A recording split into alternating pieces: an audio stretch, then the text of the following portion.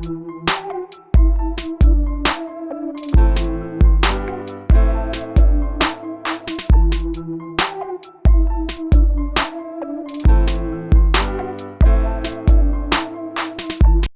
live ku Projan Media TV yonna gyosinzira tukwebaza okubanga essaawa zino oba olinze eggulire erigenda maaso mu ggwanga oba ku social media. Omukulu amanyiddwa nga Eddie Kenzo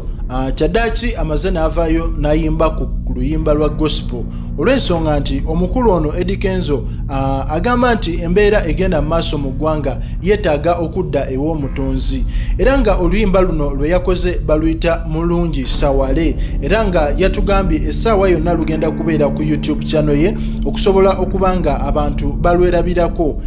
era yagambye n'okugamba nti video yamaze dda ogikola era essaawa yonna agenda gidropinga olw'ensonga nti mu time nga zino ng'ovudde ku nnyimba za corona naye abantu bassekinnoomu nga bo beetaaga owulira ku nnyimba z'omutonzi olw'ensonga ebigenda mu maaso mu ggwanga amazima ga Katonda si bantu naye Katonda yasobola okubanga ataasa ensi. Ku Projan Media TV ffe wetuli okuwa buli ggulire ligenda mu maaso mu ggwanga commentinga, likinga, subscribinga.